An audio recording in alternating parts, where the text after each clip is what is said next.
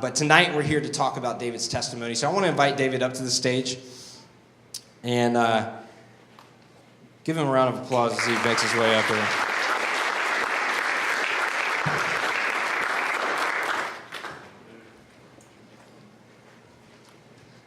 So we're going to do things just a little bit informal tonight. We're just going to do kind of an interview style testimony. Yeah, all right. Appreciate everybody coming. So, many of you may know David now, but I don't know how many of you have actually heard his story. So, David, if you would, just kind of tell us about your childhood. Take us back to young David Booth and what you were doing as a kid, and tell us what it was like growing up in your family and where you lived and everything. I was born in New Jersey, and don't hate me for that. I've been down here since 1991, so I know what sweet tea is, and I'm all tuned into, I'm a carpetbagger, I think is what they call it, that I came down here for work. But grew up in the upstate New York, very rural area, 8-room schoolhouse, younger brother, 2 younger sisters. We had goats. It was very rural, and it was a childhood, that I think a lot of people would be happy to have. My religion at the time, I remember being very scared of, church. That it seemed like, very, I guess, strict. We were members of an organization called the Worldwide Church of God. That was now that I know more about it, that was very Old Testament based. On Saturday, it was the day of rest. We wouldn't dare move. Don't come off your blanket. It was serious, a day of rest. Church services were 4 and 5 hours long.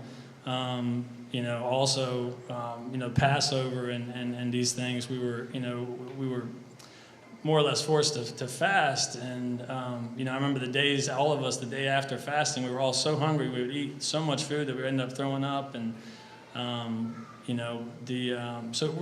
at that time, I was always really confused about what my religion was. And when people asked me in school, when the holidays came around, people were, hey, you don't do Christmas? And, no, we don't do Christmas. Like, you're, getting picked on all the time. You're a Jew. And I said, well, no, I'm not. We're not Jewish. We're not Jewish. Well, what are you? Well, we're Worldwide Church of God. Well, what's that? Well, I'd go home to Dad, what is Worldwide Church of God? And he'd describe it to us, and I'd go back and I'd do my best to defend, what Worldwide Church of God was. But I just remember it being, awesome. Other than that stuff, awesome childhood. We moved to Virginia in 1991, and I was still in elementary school and still being kind of picked on and stuff. And my dad at that time, thought it best to really start reading all of the Bible. And, he was really focused on the Old Testament. That church was, and we started seeing a lot of stuff that was being left out in the Bible. And at that time, he really started to think, maybe we are, maybe this is leaving a lot of that. So we ended up starting to visit some different churches, which was just incredible because we started celebrating Christmas and, at school, and it just felt good to feel a little more accepted, feel a little bit more normal, not having to be on constant defense of this is my religion and, don't pick on me and I sit over in the corner when you guys do Christmas activities and all that.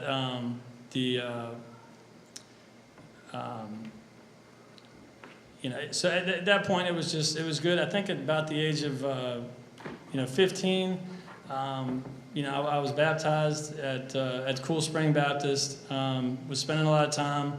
I understood that there was this guy Jesus and that he had died for our sins. And I was not the best of kids.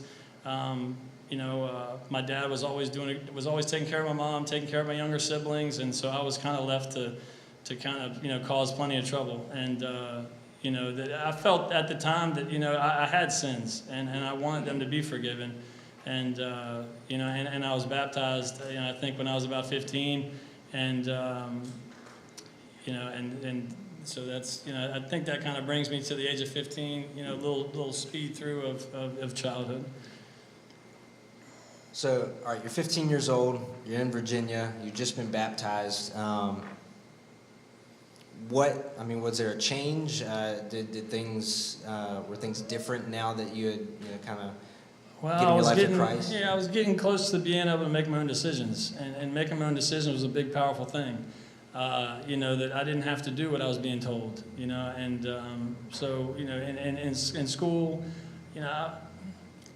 I was able to make my own decisions, and those were, however I wanted them to be. I really loved skateboarding, and so we were out and about. I mean, I think that my dad probably wouldn't even know. We were in Philadelphia when I was 16, skating at 3 a.m, and he probably thought I was down the street staying at a friend's house or something.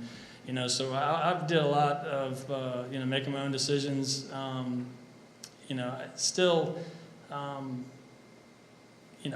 I really loved, I wanted to feel, loved, and so I thought that being the popular kid was the kid getting in trouble. I barely graduated high school because I was always getting in trouble, partying, drinking, doing drugs, whatever I thought the cool kids were doing, that's who I wanted to be.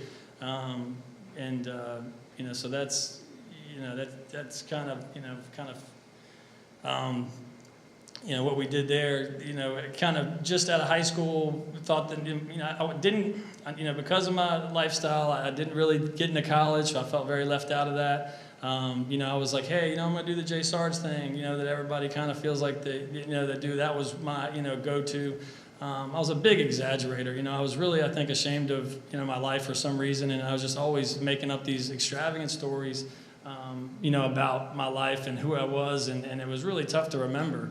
All of these made-up stories about this and about that, and how great I was, and how good this was, and I was going to be doing this big thing, and the next thing I was doing this, and I was going to nursing school, and I was, I just, looking back, it's hard to believe I still have friends, I think, because that was really hard to be, a credible source. Also, high school sweetheart, because I didn't have college, I didn't have that, hey, let's go do yourself, be yourself, go, grow up and work on yourself. All that for me was for the birds. So, it was like, hey, my next step is, I've looked up to my dad and being a husband to my mom, and I said, hey, I'm with this girl, and so I'm gonna, we're gonna get married. That's the next step for me, and that's the big next step. I'll get a lot of good feedback from that. People will be like, oh, good job, Dave. You got married, and everybody told me it was the wrong thing to do. It was wait, it's not the right thing to do. So whether it didn't have God's blessing or not, I got married. Everybody supported me, as I think good families do. Speed up a year to kind of 21, 22. For whatever reason, it just wasn't working. We had kind of started going our separate ways. I was just really ashamed. I wasn't proud, because that was my big thing. I didn't have college. I wasn't a Hokie. I wasn't a UVA. I wasn't a Wahoo. I didn't have alumni. I didn't have any of that. And so me being a married man, I was working in insurance at the time, being somewhat successful in that, but that was my big thing, to be a family man, start a family and do all that. And I remember the day that my ex had moved everything out of the apartment, and I just remember begging and just being on my knees and begging and praying as hard as I could, and I was just saying, God, please just give me success, just give me a family, give me, let me support my family, let me be like my dad, let me do all these things. And I think I just cried and I begged and I pleaded and I just prayed as hard as I could, and I just gave what I felt like I was all to God. And at that time I was not going to church. I was, but I had nothing left, and that was, I remember when I was a kid, I would come down the stairs every morning, and my dad would be laying on his stomach praying over his Bible, and I'd have to almost step around him to make it to breakfast. And as we ate breakfast every morning, he'd always have a red mark on the middle of his forehead from where he'd been praying. And so I think maybe just from seeing that I was really, at that point I felt like there was nothing else to try, and I was just praying and praying and praying. And then that's kind of, I guess my high school was, kind of that. And if you want, I can kind of continue. Well, so you get into college age, and like you said, you were working and everything, and then marriage isn't going well, so you're down on your knees, you're crying, you're pleading with God. What happens? Do things turn around, or what happens after that? Well, the prayers weren't answered. I woke up the next day and nothing really seemed to change. I was, getting my belongings together, finding another place to live. It was a huge shame, of course, to try to move back home. So, I wasn't going to do that. Ended up getting my own place, and, nothing, none of those prayers were answered. And so at that point, I want to say I kind of had disbelief, or I just kind of, at that point, I really went down, looking back, a really dark turn. At the time, like I said, I was in insurance, so I had to have a certain amount of money to pay for my office at work, to pay my rent, and then I was also paying for an apartment by myself. Also, a couple years into the insurance business, you kind of lose your salary, and you're only on a commission base. So I would get a commission every the 15th of every month. And I started, financially, I needed money. And I didn't want to be a failure in the insurance business, but also from the relationship that I just got out of, I was really not proud. And I was supposed to sit down with a suit and tie and talk to families about, hey, you need to, save money, and you need to get in insurance, and you need to do this, and you need to do this. And needless to say, it was, it's hard enough. It's a business of denial. Everybody, as you know, with salespeople, they call you and say, hey, yeah, not this time. Hey, no, I got that taken care of. Hey, I know. I mean, I was just tired of denial. And so I didn't want to tell my family that I was failing in insurance. And I started gambling. I started, taking my commission check that I had and doing whatever I could with it. And I think I was pretty good at it for a short period of time, because I paid my bills, but, the guy I was working with in insurance also, he would tell me, he'd say, hey, we worked on that job together, and this guy was, really unorganized. I remember being in his office and just seeing checks all over his desk and just laying on the floor, and I think it was over $100,000 this guy had just laying around at certain times. And he would, say, hey, we worked on that job together. Go ahead and write yourself a check for, a couple $100 for that. And, so I would write myself a check, initial it, and write myself a check for some work we did together. Started playing in these poker houses. I would drive down to Hampton and play poker in these organized poker houses until 10, 11 o'clock at night. And then when it would close, the big game, so to speak, would be like, hey, we got a 5-2 game somewhere. And so I would then, go to these games after hours. I remember these houses being in the middle of some terrible neighborhoods. Yet they had guys sitting at the door with shotguns, and I'm sitting there, little baby face myself, up here with, 300-pound Mr. T and all these guys, playing cards. And, eventually it's a game of luck. And no matter how much money you got in the pot, and no matter, what the stakes are, and no matter how much strategy you have, that eventually, luck is just not on your side. And so I started losing money. And bills were starting to become not paid. And I was recalling how easy it was that this guy that was very unorganized, with his finances, that he said, hey, yeah, no problem, man, write yourself a check. And I'm like, this guy's got money laying all over the floor. And so I just need $500. I'd write myself a check, and then try to continue the epic, comeback of David Booth of paying off all my, bills from the divorce and getting back on my feet and coming back to Dad and say, hey, Dad, look, I'm not divorced, and I'm not in college, and I'm not, a failing insurance guy. Like I'm debt-free, and I'm working towards something positive. And I was stealing. My gambling was not, I was losing money gambling, and I was stealing from this guy, who later confronted me. And, he confronted me, and because he had brought me into the insurance business and felt like, really felt for me, he allowed me to work it off. But that's a felony. I mean, just writing yourself a check from somebody else's checkbook is a pure felony. And so I kind of lucked out with not getting in that kind of trouble. But anyway, another one of these epic struggles. I'm stealing money from my roommate. Not really stealing, but he's giving me money for rent and bills and all this. And, I'm not paying the bills. I'm still trying to do this epic, David Booth comeback where I get back on my feet and I call my dad and I call my friends and say, look at me. I'm back on. I'm doing it again. I'm back. And, trying to keep up with all these exaggerations of all the great things that were going on in my life when it was far from the truth. And when it all really, fell out, was, the last big, it was like, okay, I got one more big chance. I got like a yearly commission check. I had some money from my roommate, and I was driving. I went down to Hampton. I did really good. I think I had like $3,000 after the first kind of round of games. And then I said, hey, I'm going to go. And we went, we went to the big game afterwards, and we played and we played and we played. And, the sun was coming up. I had lost everything.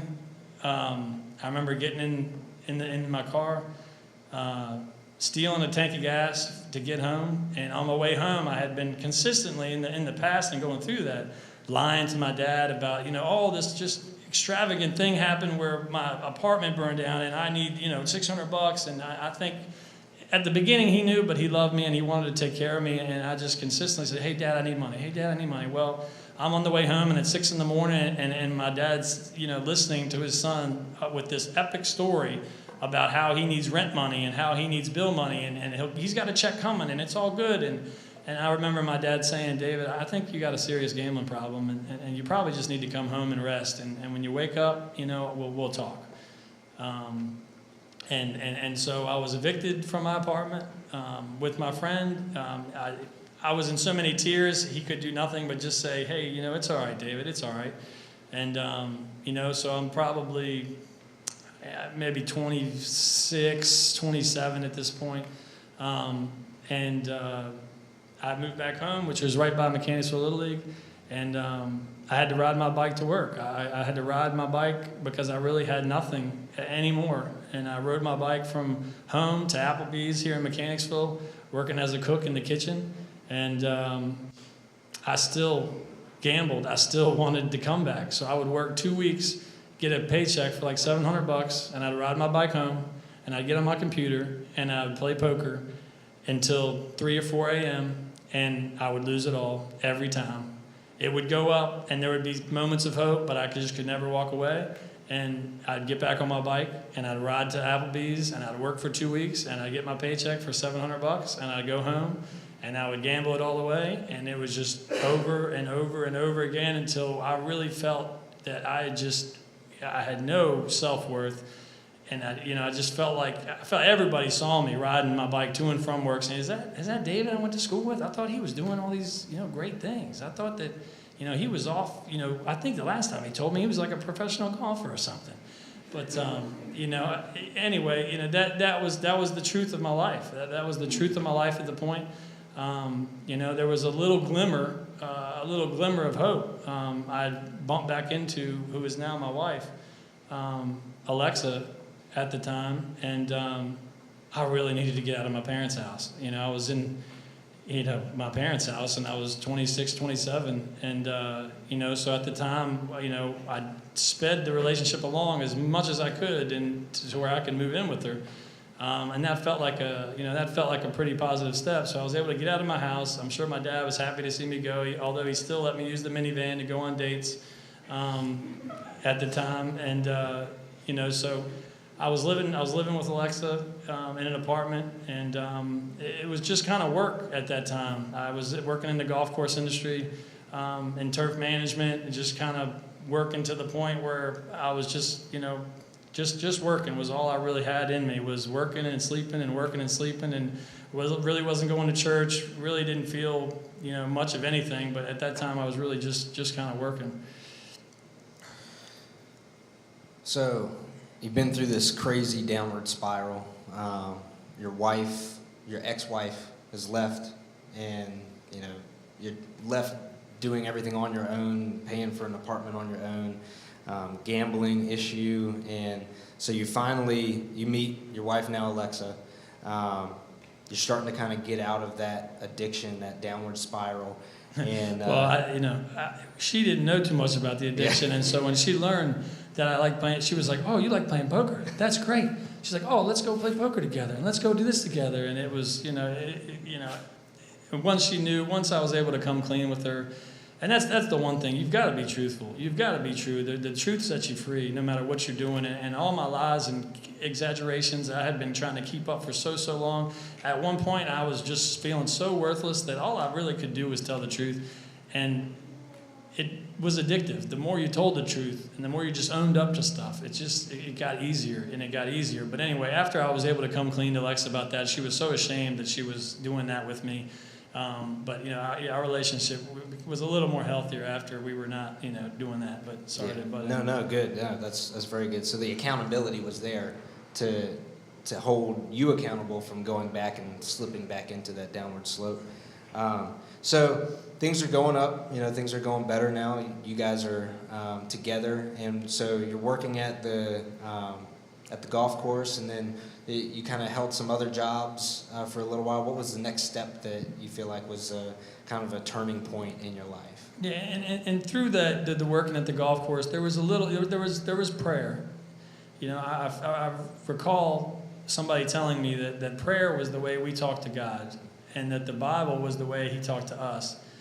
And I had tried everything else, so I had kind of tried some of that stuff, and some of the stuff, sometimes I would read the Bible and I would pray, and I would read the Bible and I would open it up, and words would come off the page, and I feel like would knock my teeth out. And one time, just after one of these kind of gambling fits, I remember praying, and just sometimes I would pray to win, and say, oh, please let me win this so I could get back and fix all this.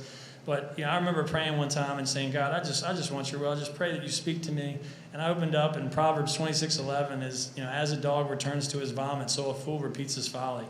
And you read that, after riding your bike to and from a local restaurant, taking your $700 paycheck, and gambling away the same night, and then redoing it all over again, working more or less really a tough job and for little money, and then in one night blow it all. And have to, eat whatever you could eat. And then the Bible is telling you, as a dog returns to his throw up, after he throws up, that so a fool is repeating his folly. And so there were certain instances. Also, Ecclesiastes 5:7 is, much dreaming and many words are meaningless. And that also spoke to me because it was just dreams and words, and it really, none of it meant anything. So there was hints, through this time of, where it was kind of registering that, the Bible did talk to me, but, I'm not saying anything major changed in my life, but there was a little bit of prayer and Bible, through that. The next step was I felt like I worked to the top of my rungs in the golf course industry, and, I was trying to be a professional golfer, and once I realized that a professional golfer sat inside the clubhouse on the holidays and all the beautiful days when people are playing golf, I was like, that's not for me. Just messing around on Craigslist, I ended up with, some truck washing job where I had a large box truck that had water and chemicals, and I would drive the truck to the places that all these large, Food Lion, and where all these big tractor trailers and rigs would sit overnight, and I would clean them, and I was, making, the guy that owned that business was making a killing because I think I was getting like $6 a truck. But if I cleaned 100 trucks in a day, which was brutal to do, but if I cleaned 100 trucks in a day, I could make $600. And if I did it a couple times a week, I was actually able to make a little bit of money. And then, for my love of money, which was big at the time, that it was like, hey, I really feel like I'm getting somewhere here. After a long summer of that, my shoulders were frying out. I remember one day that, my shoes were melting to the pavement, and the power washer broke down, and I was like 45 minutes from home, and I just really wanted to finish the day. And I'm sitting there just yanking on this power washer. And if anybody knows about what a little gas engine is just not starting up, and you just yank on it, and you yank on it, and you yank on it, you want to throw it across the room. And I sat, and then I waited, and then I yanked on it, and then I just said out loud, and I had a guy there working with me. I said out loud, I said, God, if I'm supposed to be doing something else, let this freaking thing start up. And I yanked it, and the thing purred. It just purred, and we finished our day, and it was just another one of those moments for me, eventually there was too many coincidences in a row that I really was starting to catch my attention. And so then I had this, I had a little bit of money, and, I said, hey, this great idea, that's this big extravagant David Booth, what's the next big idea? It was, I pray, iPods, iMacs, iPhones, all that was popular. I said, I pray clothing. That's what I'm going to start. And I said, Dad, I'm going to start I pray clothing. And he, nodded his head like every one of my other stories saying, okay, David, all right.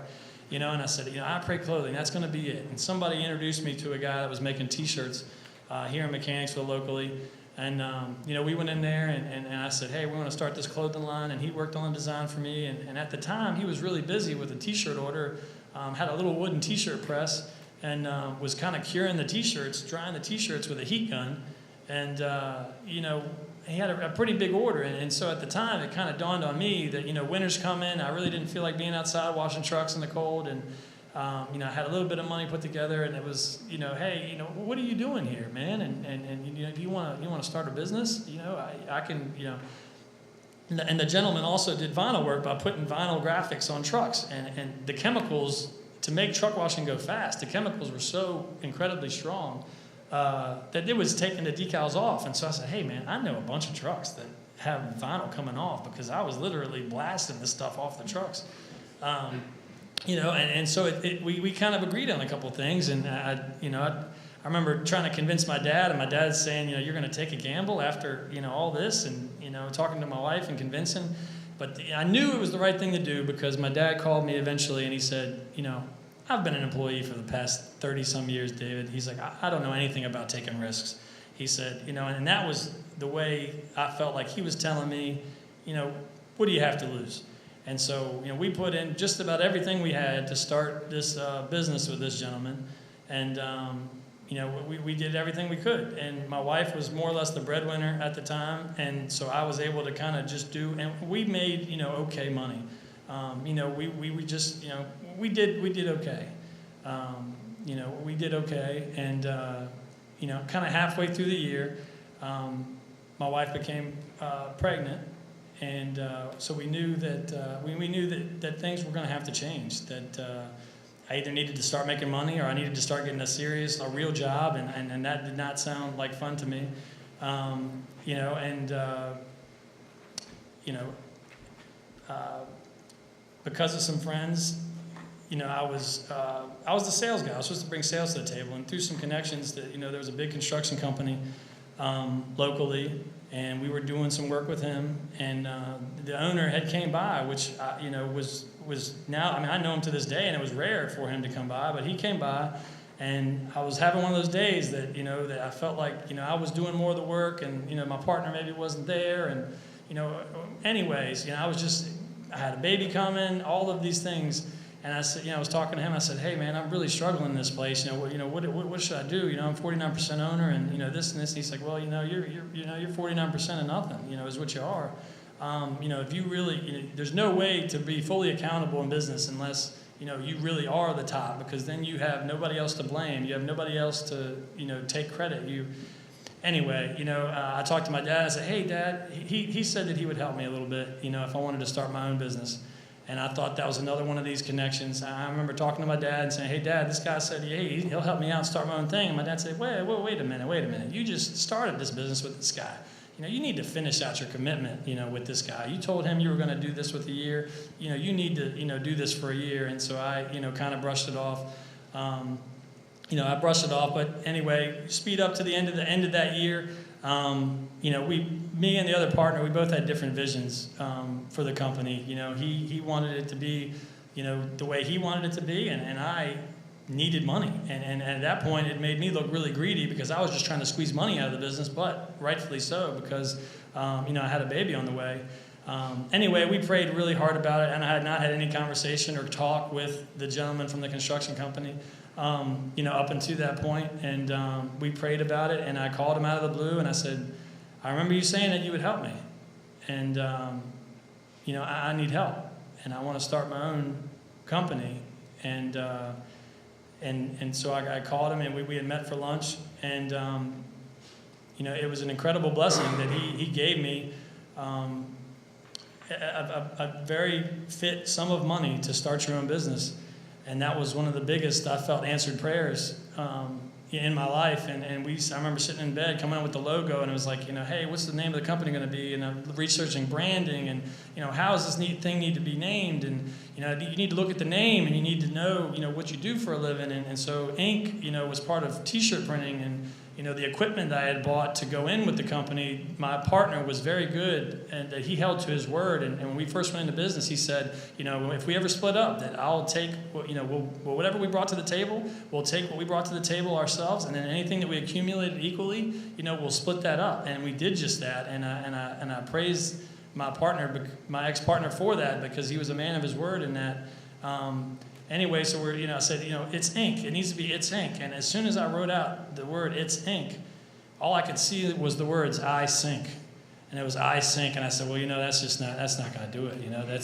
That's not going to be a good company name. And then so we consistently thought, praying. So we figured we needed to put a cross in it. And so, it was INKT, and it was going to be inked. And whether it worked or not, we just said, hey, if we're honoring God and we're putting God first, that whatever happens, and then Inked was born. If you want me to go, further, or Yeah. So at this time, you begin Inked. You've got the gracious gift from a friend to help you start it up. Your wife is still pregnant at the time, is that correct? Mm-hmm. And so you're really, kind of a step of faith. Was this something you felt God was leading you to do, to kind of step out, to take this jump? During the year, working with my past partner, it was just so consuming. Because I felt like we had everything in it, and my wife was working full time, and I wasn't really bringing home much money, and it was just very consuming. I remember we talked about issues at work every single night. My wife was just tired of talking to me about my partner and about this, and how I wish he was doing this, and how I should be doing this, and just ongoing and ongoing. It was really consuming. And towards the end of making that leap, it was almost 2 leaps. I'd put everything I had into a business, and I did everything I could to build it up. And now I was going to move 2 miles down the road and be its own competition. And so during that time, I remember praying and reading the Bible and praying and reading, and it was my only refuge at the time. And so, it very much was a leap of faith. And I remember eating lunch again with the CEO of the construction company, and I learned a lot of about business in that time, because he said, so what do you need? And I had this long list. I said, well, this and this and this and this. He said, hey, look, man, I'm a business owner. I don't have time for that. You just need to tell me how much you need. And I said, well, look, just tell me a number. And I've never asked for anything like that. But so eventually, he just taught me a lot. That short to the point, mean what you say. Get it going. So we started Inc. But anyway, the amount of money that I'd asked for went so quick. Went so incredibly quick, because I had no clue about opening up my own business, of getting my own equipment and getting my own computers and getting my shop outfitted. And it was at the beginning of the year in January when it was started. And so it was gone real quick. In about a month, every dime that he gave me was gone. And then it was very, very real. It was very real, because it was all gone. My wife was pregnant.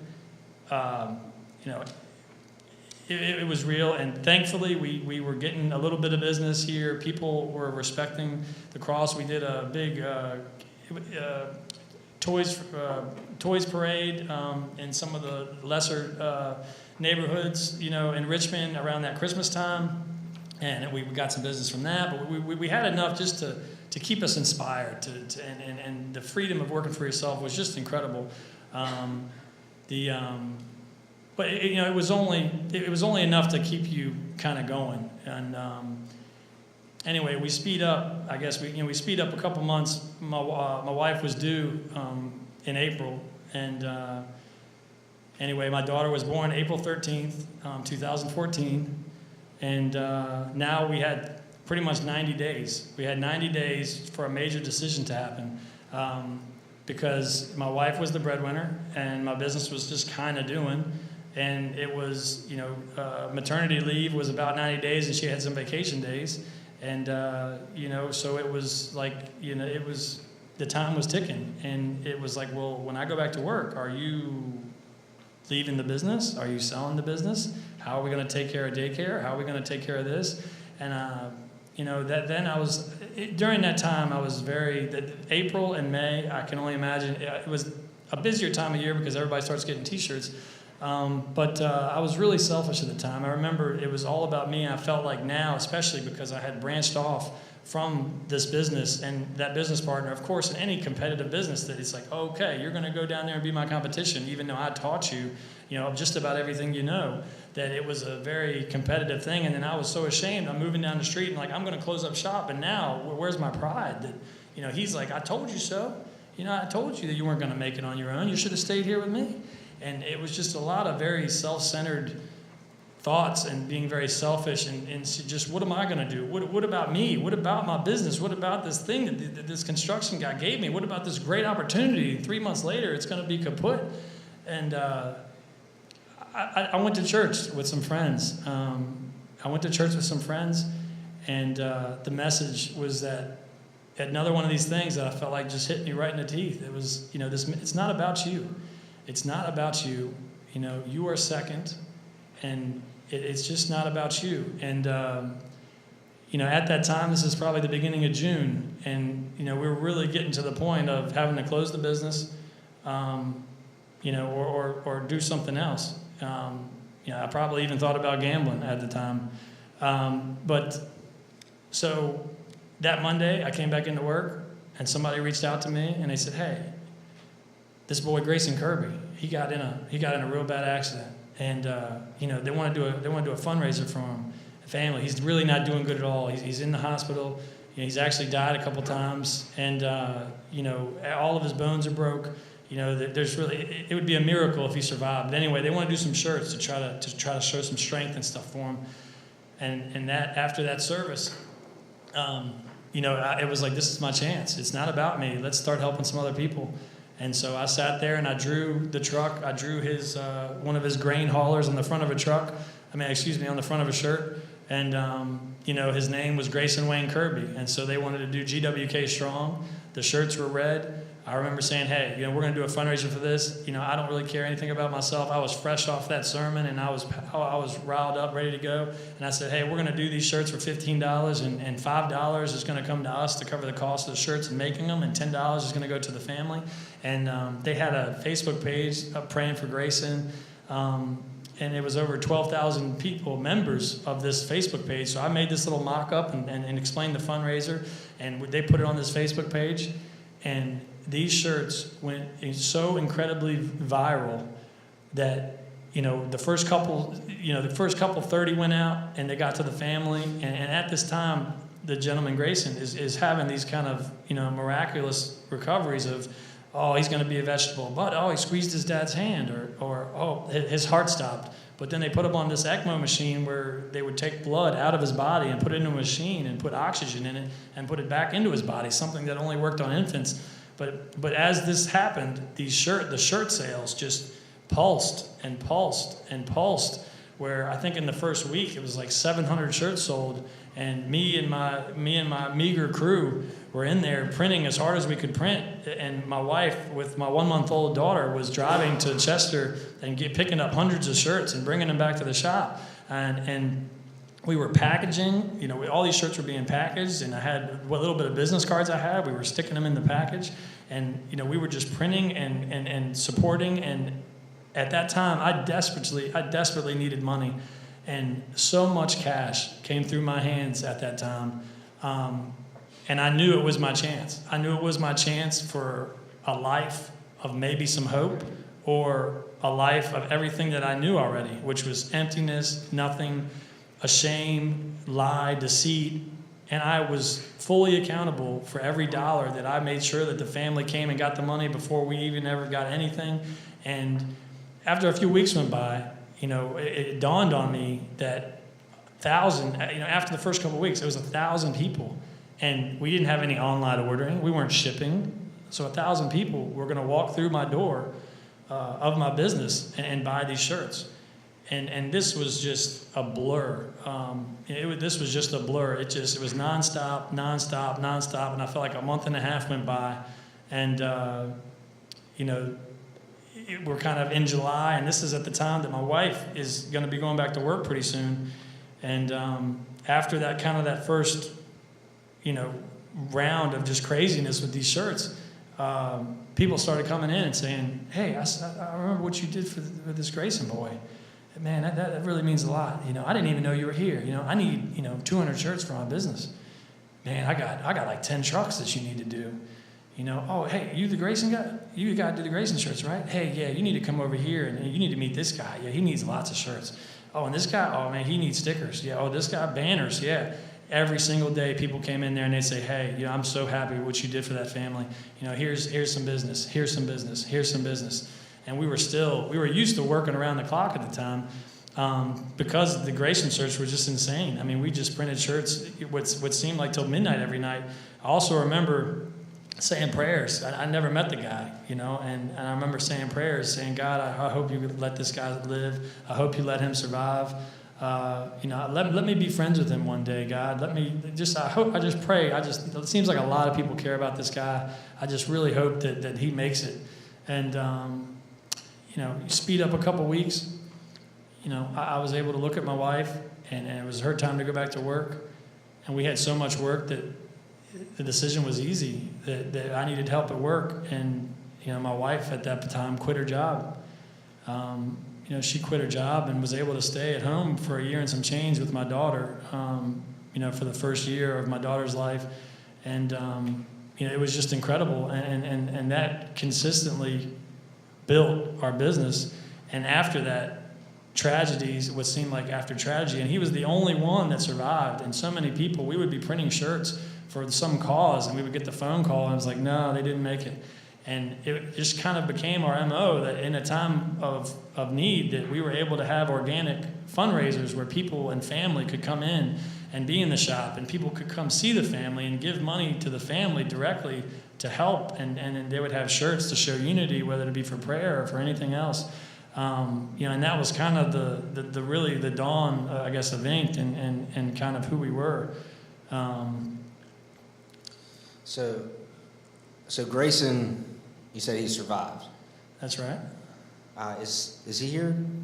No. No? Okay. No. All right. I wasn't sure if he made it or not. Yeah, he was trying hard. Yeah. Well, good. That's awesome.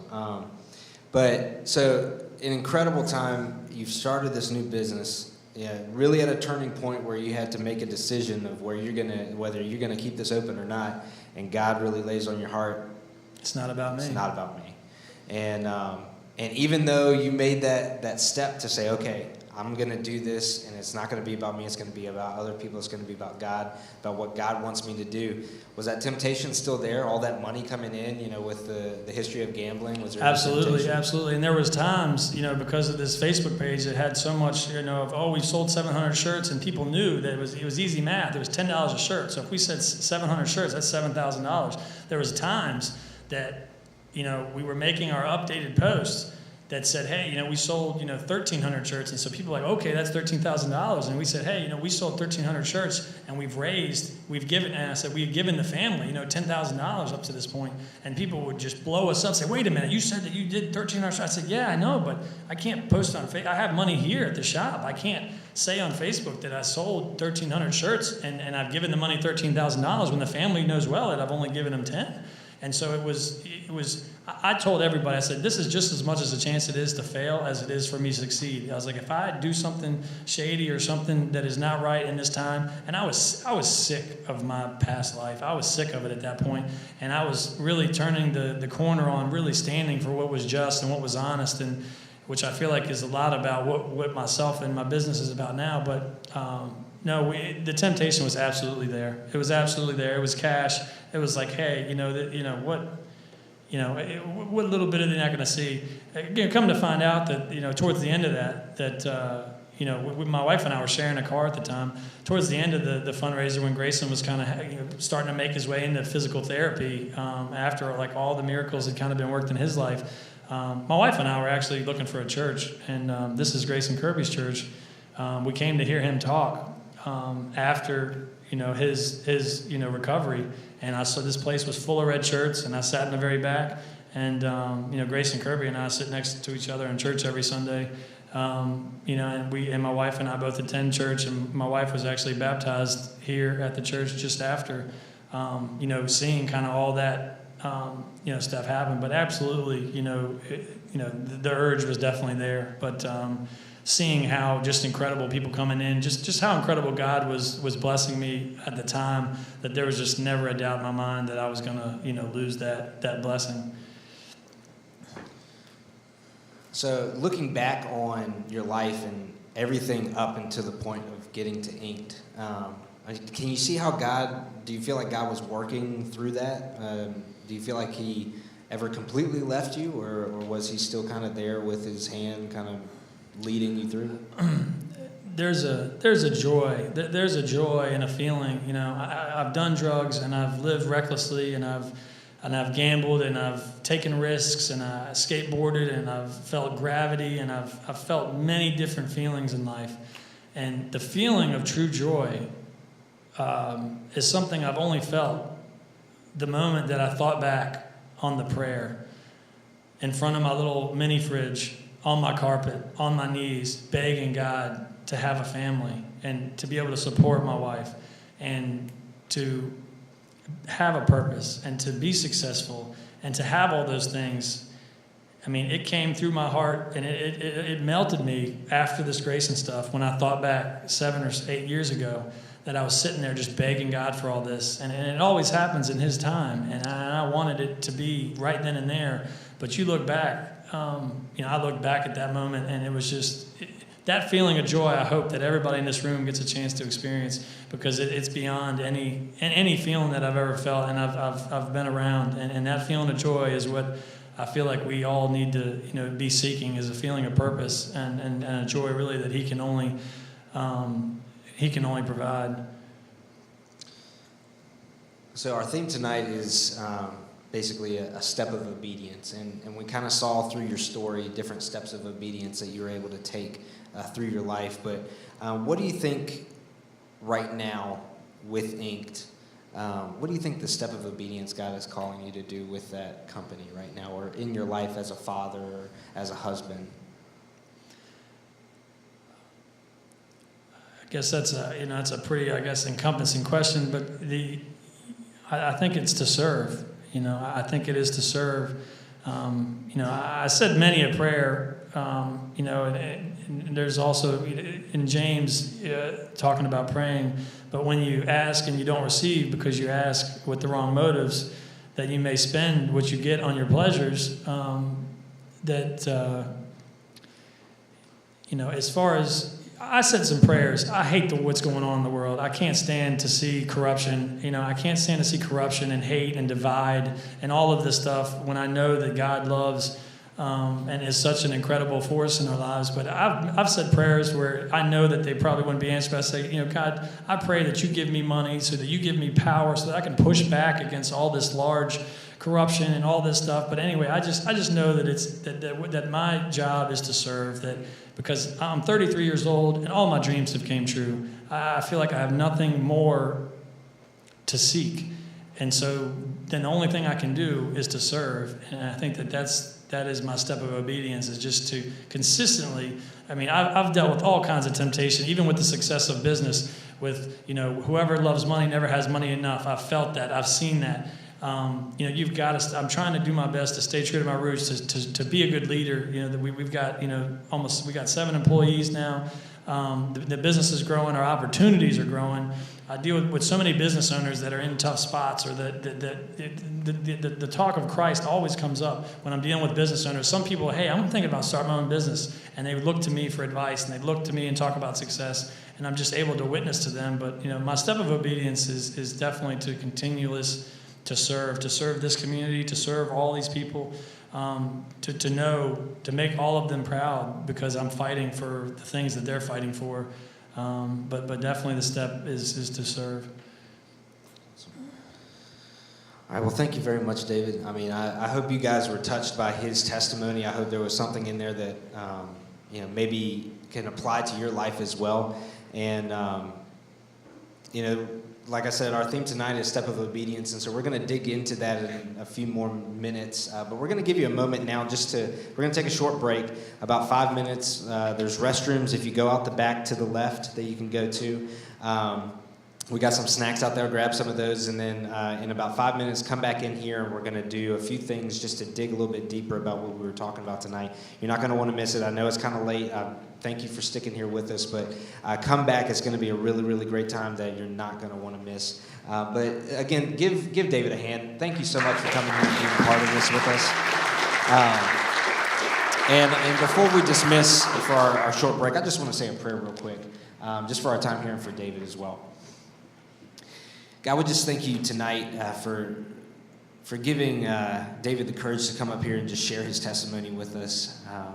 And God, we thank you for the way that you worked in his life, and we just being able to see through his trials and tribulations and the spirals that he was in, that no matter what, you were still there with him, and that you were guiding him through that. You never left him.